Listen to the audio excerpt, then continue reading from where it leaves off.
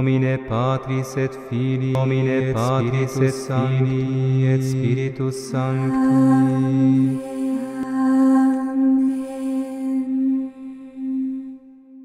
Cerero in Deum, Patrem omnipotente. Bien-aimés dans le Seigneur, shalom. Les lectures de ce 13e dimanche du temps ordinaire sont tellement magnifiques et merveilleuses. Nous voulons aujourd'hui en tirer quelques règles de vie. L'évangile de ce dimanche peut se subdiviser en deux sections. La première section parle de l'ensemble des conditions pour être un disciple, les prérequis. Il faut aimer plus que. La deuxième section de l'évangile, elle parle de l'accueil et de la générosité. Cette deuxième section de l'évangile synchronise bien avec la première lecture qui parle de la générosité et l'hospitalité de la femme riche de Sunam. La deuxième lecture, quant à elle, elle nous incite à mener une vie nouvelle. Le psaume, quant à lui, il chante l'amour du Seigneur.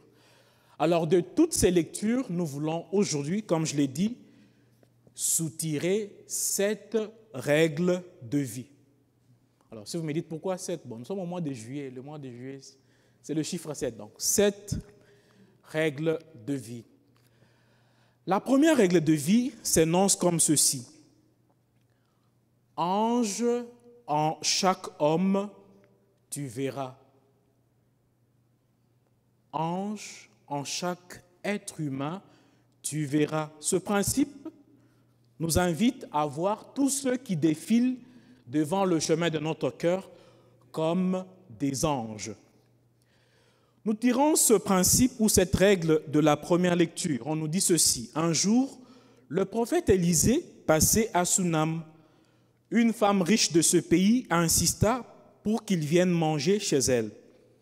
Depuis chaque fois qu'il passait par là, il allait manger chez elle.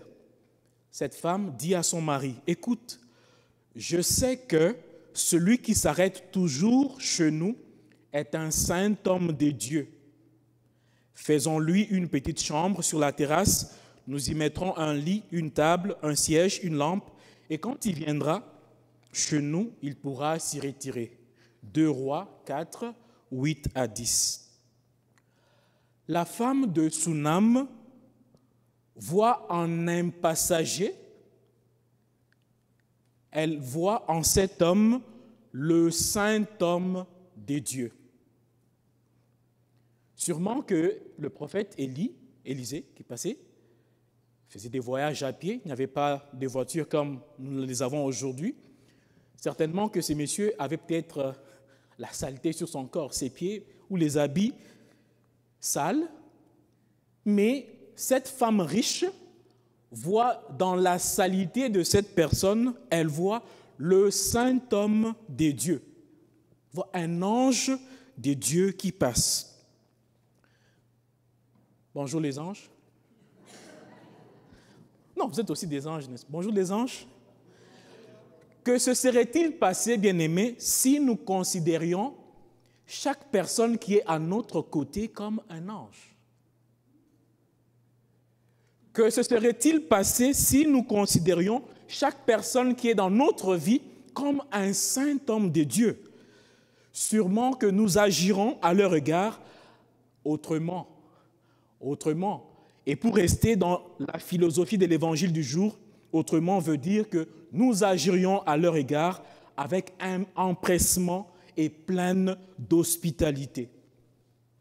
Alors, quand on dit l'hospitalité, c'est quoi? Bon, l'hospitalité, c'est la capacité d'accueillir. Mais c'est au-delà juste le simple fait d'accueillir. Car pour moi, l'hospitalité, c'est reconnaître la présence de Dieu dans les autres et le servir en eux. C'est ça l'hospitalité. Je reconnais que Dieu est dans cette personne et en servant cette personne, je suis en train de servir Dieu. Nous tirons ce principe de Jésus qui nous dit « Amen, je vous le dis, chaque fois que vous l'avez fait à l'un de ces petits, c'est à moi que vous l'avez fait. Nous, en tant que chrétiens, en tant que communauté, nous devons chercher des occasions pour être hospitaliers, pas seulement en carême. Je sais que le carême, c'est le temps par excellence où nous devenons généreux, hospitaliers, mais nous devons chercher des occasions à être hospitaliers chaque jour. Quelle est la dernière fois que tu as accueilli quelqu'un chez toi? Ne répondez pas. Un chrétien doit se demander, non, ça fait un mois, je n'ai pas encore accueilli quelqu'un chez moi. Et quand je parle d'accueillir les gens, ce n'est pas juste accueillir les gens qui peuvent aussi nous accueillir en retour. C'est accueillir ceux qui ne peuvent rien faire en retour. Hébreux 13, 2 dit ceci, « N'oubliez pas l'hospitalité. Elle a permis à certains, sans le savoir, de recevoir chez eux des anges. » Hébreux 13, 2. N'oubliez pas l'hospitalité. Elle a permis certains, sans le savoir, de recevoir les anges. Donc, ange en chaque homme, tu verras. Deuxième principe que nous tirons des lectures d'aujourd'hui, à chaque hospitalité, tu honoreras. À chaque hospitalité, nous devons honorer.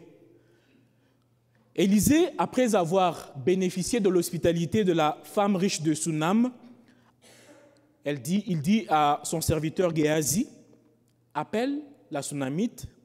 Géasi l'appela et elle s'étend devant lui. Élisée reprit, dis-lui donc, voici que tu t'es donné beaucoup de peine pour nous. Que peut-on faire pour toi? Faut-il parler pour toi au roi ou au chef de l'armée? Donc, Élisée, après avoir bénéficié, après avoir mangé, bien dormi, il se sent dans l'obligation d'honorer cette hospitalité. Il se sent dans l'obligation de faire quelque chose pour sa bienfaitrice. Bien-aimé, une façon d'honorer l'hospitalité, c'est aussi faire quelque chose en retour pour nos bienfaiteurs. Une façon d'encourager la générosité, c'est la reconnaissance. On est reconnaissant. Si tu ne peux rien, même un merci, c'est être reconnaissant. Mais des fois, nous décourageons la générosité des gens lorsque we take them for granted. Nous prenons des gens pour des acquis, qui vont toujours bien se comporter à notre égard, qui vont toujours nous pardonner, qui vont toujours nous aider. Lorsque nous les prenons pour des acquis, nous décourageons leur bienfaisance à côté de nous. Alors, parce que j'ai dit que chaque homme est un ange de Dieu, ça veut dire que le fait que cette personne est à côté de toi, donc c'est Dieu qui t'a là envoyé. Alors, Dieu t'a envoyé un cadeau.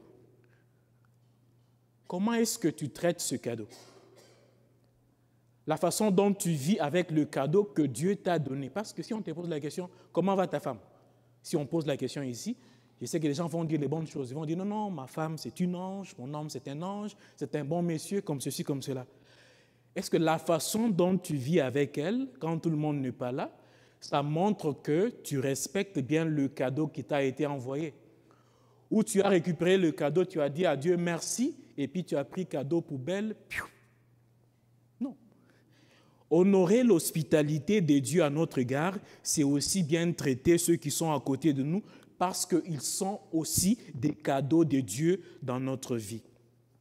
Nous honorerons l'hospitalité lorsque nous serons reconnaissants à nos bienfaiteurs, mais surtout lorsque nous leur serons redevables, mais aussi bien redevables envers leurs cadeaux. Troisième principe que nous tirons encore de cette belle lecture, je l'énonce comme ceci: la recherche des intérêts, tu fuiras. La recherche des intérêts dans la générosité, nous devons fuir. Ce principe, je le tire d'une ligne qui n'est pas reprise dans la lecture du jour. Mais si vous lisez la lecture intégrale, elle s'y trouve. Parce qu'aujourd'hui, on a sauté beaucoup de versets. Alors, après avoir bénéficié de cette hospitalité, Élisée se voit obligé de faire quelque chose pour cette femme. Alors, il demande à cette femme que veux-tu qu'on fasse pour toi? Faut-il qu'on parle de toi au roi? Faut-il qu'on parle de toi au chef de l'armée? Mais la femme répondit ceci. La femme dit, je vis tranquille au milieu des miens. 2 Rois 4, 13. Je vis tranquille au milieu des miens. Géasi dit à Élisée, non, mais écoute, cette femme n'a pas d'enfant. Écoutez la réponse de cette femme. Elle dit, non, mon Seigneur, homme de Dieu, ne dis pas de mensonge à ta servante. Je ne t'ai pas demandé un enfant. Je fais ma générosité comme cela. Je ne m'attends absolument à rien. C'est ça l'exemple de la générosité que nous devons suivre. C'est ça l'exemple de la générosité. Mais souvent, quand nous donnons à Dieu, à l'Église et aux humains, souvent c'est comme si nous leur donnons des dettes morales. Parce que j'ai fait ceci à telle personne, cette personne devrait se comporter de cette façon. Parce que j'ai donné ceci à l'Église, l'Église de Dieu doit commencer à faire ceci. Et d'ailleurs, c'est ce que fait beaucoup de compagnies multinationales. Qu'est-ce qu'elles font? Elles partent en Afrique. OK, nous voulons vous aider. OK, nous allons vous donner l'argent, mais vous devez accepter cette règle, cette loi, cette loi. Ça, ce n'est pas de la générosité. Ça, ce n'est pas de la générosité. La générosité, c'est quoi? On donne et on s'attend de rien en retour. La recherche des intérêts, tu fuiras. Matthieu 10, 8 nous rappelle que vous avez reçu gratuitement, donnez aussi gratuitement. Souvent, nous sommes blessés. Pourquoi? Parce que quand nous donnons de la générosité, nous nous attendons en retour quelque chose. Et des fois, la personne, dans sa tête, elle a dit merci, mais dans sa bouche, elle a oublié de le dire. Et toi, tu vas rester sur « Oh, il n'a pas reconnu ça, je ne ferai absolument rien ». Si nous sommes frappés par ce problème, que nous voulons toujours qu'on reconnaisse quelque chose que nous avons fait, nous pouvons faire cette prière que les scouts font souvent. C'est une prière qui peut nous aider de nous détacher de la recherche des intérêts personnels. Les scouts, il y a des scouts ici? Scouts toujours prêts, voilà. Les scouts prient ceci, ils disent ceci souvent.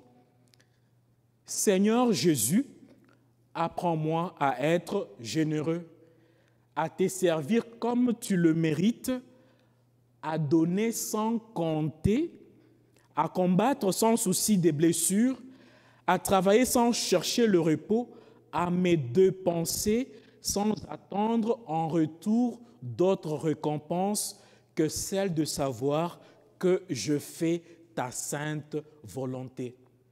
À dépenser sans attendre en retour une récompense que celle de savoir que je fais ta sainte volonté. Quatrième principe, des philanthropes d'hier et des reconnaissants d'hier, tu seras le junior.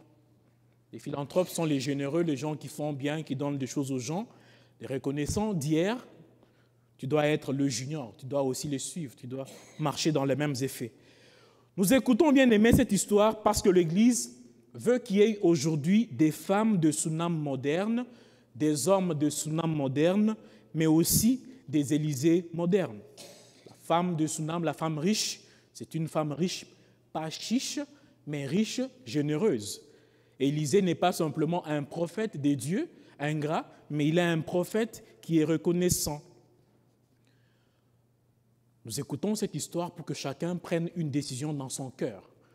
Désormais, ça fait longtemps que je n'ai pas donné à la générosité, si ce n'était que dans le carême. Maintenant, je suis obligé d'aider aussi des inconnus. Il y a une bénédiction, bien-aimée, qui s'attache à être généreuse. Nous entendons cette bénédiction dans l'Évangile.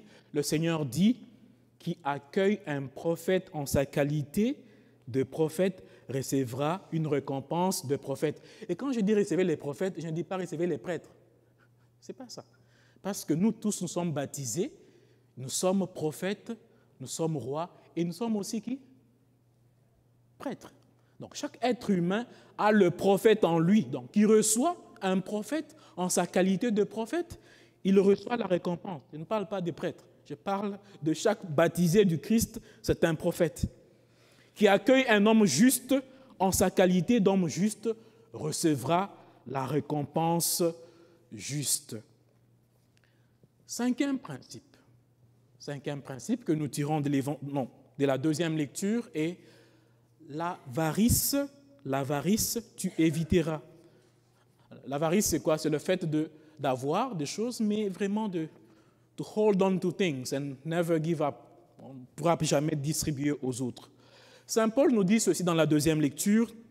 Si donc par le baptême qui nous unit à sa mort, nous avons été mis au tombeau avec lui, c'est pour que nous menions une vie nouvelle. C'est pour que nous menions une vie nouvelle aujourd'hui dans le domaine de l'hospitalité et de la générosité. Si avant, je n'étais pas hospitalier, parce que je suis baptisé, je dois mener une vie nouvelle, devenir hospitalier et généreux. Si avant j'étais ingrat, quand les gens me disent, donnent des choses, je leur prends pour des acquis, je n'y pense même pas, je dois devenir reconnaissant. Ou quand je donnais avant, je m'attendais qu'on fasse quelque chose en retour, qu'on me reconnaisse, qu'on me plébiscite, qu'on me respecte, qu'on me craigne. Dans le baptême, nous devons mener une vie nouvelle. C'est quoi? Je donne et désormais, je ne m'attends à rien. Personne n'est si pauvre. Vous connaissez cet adage, n'est-ce pas? Personne n'est si pauvre qui n'a rien à donner et personne n'est si riche qui n'a rien à recevoir. Nous tous, nous pouvons donner quelque chose. Et souvent aujourd'hui, vous savez, quand nous allons mourir, nous allons être juste une poignée de cendres. Une poignée de cendres. Donc nos habits, l'argent, le repas, ça va rester. Poignée de cendres comme ça, seul dans une petite boîte comme ça. Donc nous devons partager avec les gens quand nous sommes encore vivants. Ça va? Ça marche bien? Merci. Sixième principe, l'avant-dernier. Au-dessus de tout, Dieu tu aimeras. L'Évangile nous dit, celui qui aime son père ou sa mère plus que moi n'est pas digne de moi. Celui qui aime son fils ou sa fille plus que moi n'est pas digne de moi. Dieu frappe fort. Hein? Imaginez un peu l'amour d'un père pour son fils, l'amour d'une mère pour sa fille, ou l'amour d'un fils pour ses pères. Mais Dieu dit, si quelqu'un ne m'aime pas plus que cela, il n'est pas digne de moi. Quand on aime Dieu, quand on se laisse séduire par Dieu, bien-aimé, on s'impose de fous sacrifices que le monde ne peut même pas comprendre. Pourquoi est-ce que tu fais ceci? Je le fais par amour pour Dieu. Tu es malade, tu es fou. Tu es malade, tu es fou. Les gens ne peuvent pas comprendre. Pourquoi? Parce que je suis brûlé par amour pour le Christ et ça ne peut pas m'arrêter. Et il y a beaucoup de sacrifices que nous pouvons faire pour le Christ. Je vous laisse là vous-même ajouter votre liste. Septième et dernière règle, ta croix, tu porteras. Ta croix, tu porteras. Celui qui ne prend pas sa croix et ne me suit pas n'est pas digne de moi. Un chrétien porte toujours la croix. Et un chrétien est toujours un martyr. Que ce soit un martyr rouge, il a été coupé la tête, ou simplement un martyr blanc. Un martyr blanc, c'est celui qui a mené une vie de témoignage, de sainteté, mais aussi une vie de souffrance. Une vie de souffrance. Et la souffrance n'a pas enlevé en cette personne l'amour du Christ. Mais qu'est-ce que nous voyons aujourd'hui? Aujourd'hui, nous voulons suivre le Christ sans croix. Nous voulons suivre Jésus, mais sans croix. Mais lui a porté la croix, mes amis. Il a porté la croix. Nous ne pouvons pas suivre Jésus sans la croix aujourd'hui. Sans la croix. Le monde veut se détacher de croix. On aime un Jésus sans croix. C'est impossible. Quand Jésus nous dit, celui qui ne prend pas sa croix et ne me suit pas, il veut dire, imitez-moi. Imitez-moi, portez votre propre croix. Si Dieu n'a pas épargné son Fils de la croix, il n'enlèvera jamais la croix de notre chemin. Nous devons porter nos croix. Nous devons Comme Jésus, ça veut dire en silence, mais convaincu que si le premier jour et le deuxième appartiennent à mes bourreaux, à ma douleur, à ma souffrance, le troisième jour sera le jour de ma résurrection, le jour de ma joie, le jour de ma gloire.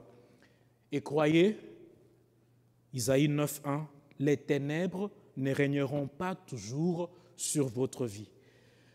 Bon, je me limite par ici. À chacun de tirer bénéfice de ces 7 règles de vie. Amen.